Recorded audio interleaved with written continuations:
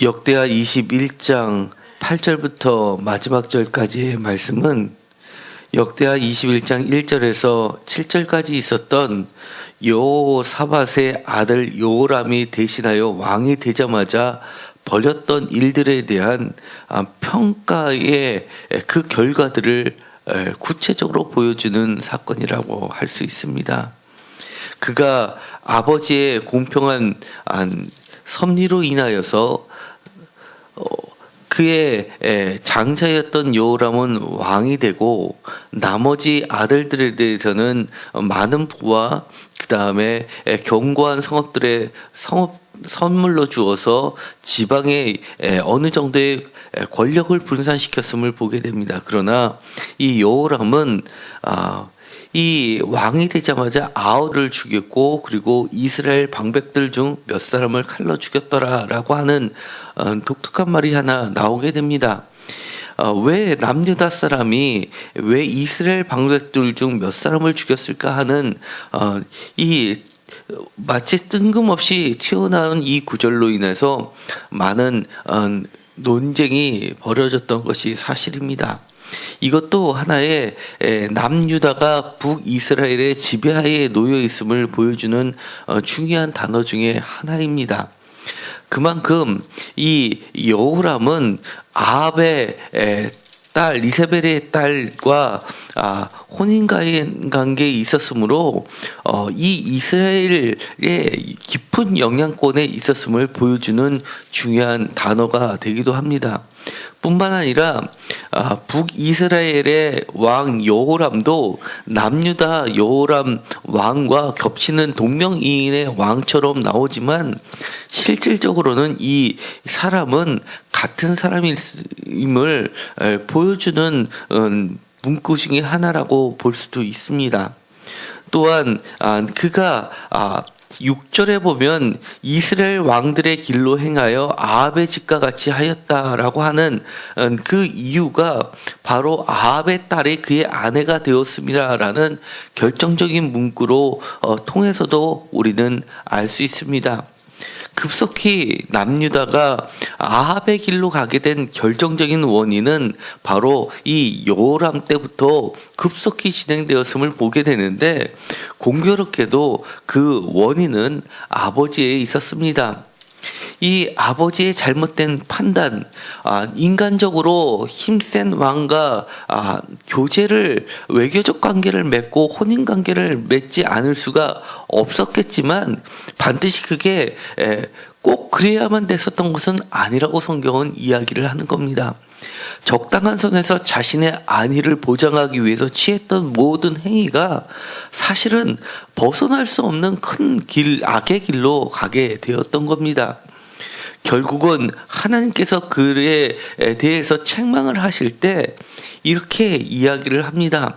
그것도 엘리야의 12절에 보면 엘리야가 여호람에게 글을 보내서 책망했던 분명하게 없어지지 않는 글을 통해서 선언했던 것 바로 13절 오직 이스라엘 왕들의 길로 행하여 유다와 예루살렘 주민들이 음행하게 하기를 아합의 집이 음행하듯 하며 또 내 아비 집에서 너보다 착한 아우들을 죽였으며 라고 하면서 정말 이 처음부터 잘못된 것을 지적하고 있습니다.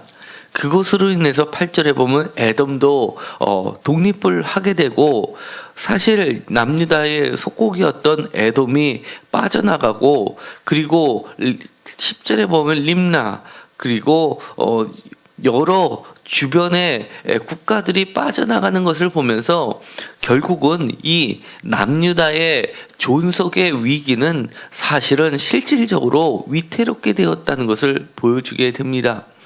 뿐만 아니라 16절에 보면 블레셋 사람들과 구스에서 가까운 아라비아 사람들의 마음을 격동시켜서 결국은 이 17절에 나와 있는 것처럼 왕궁의 모든 재물과 그의 아들과 아내들까지 탈취하게 되기까지 얼마나 많은 시간 과정 속에서 하나님의 진노는 천천히 그리고 정확하게 벌어졌음을 보여주게 됩니다.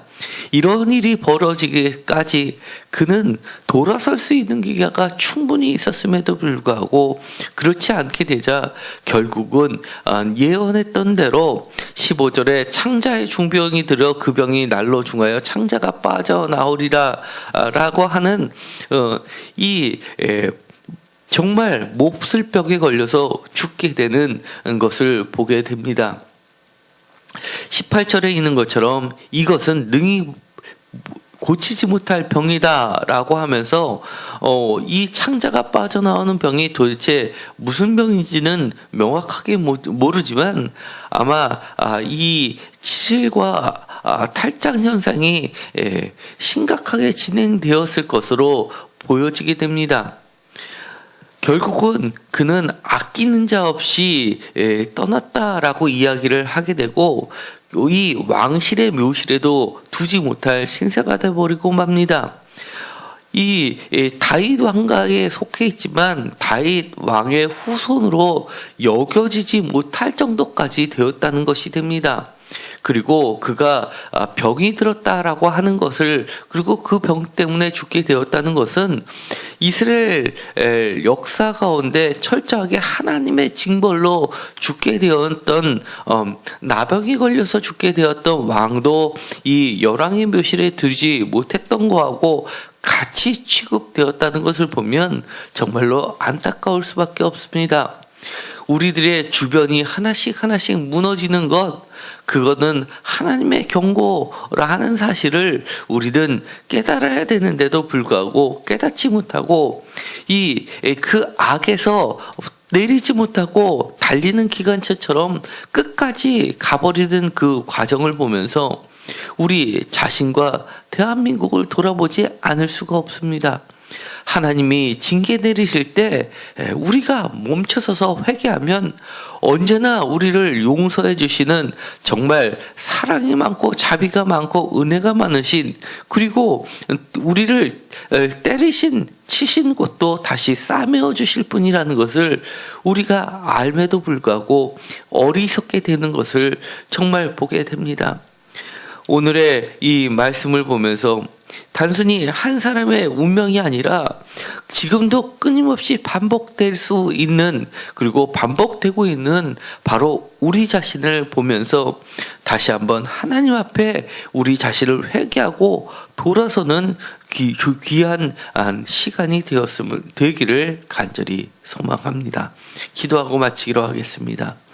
하나님, 혹시나 우리들이 잘못됨으로 인해서 우리들 가정과 직장과 사업장과 국가가 이처럼 흔들리는 것이 아닌가 보게 됩니다. 주여 용서하여 주시옵시고 지금이라도 바로 돌아서고 하나님 앞에 더 나아갈 수 있게 하여 주옵소서. 하나님께서 치신 것은 하나님께 돌아갔을 때만 하나님께서 다시 고쳐주실 수 있고 그 어떤 것들도 능히 고치지 못할 것이라는 것을 깨닫게 하여 주옵소서. 하나님, 다시 한번 우리의 죄를 고백합니다. 용서하여 주시옵시고 이 모든 것들을 다시금 회복시켜 주실 것을 간절히 간구합니다. 예수님의 이름으로 기도드렸습니다. 아멘.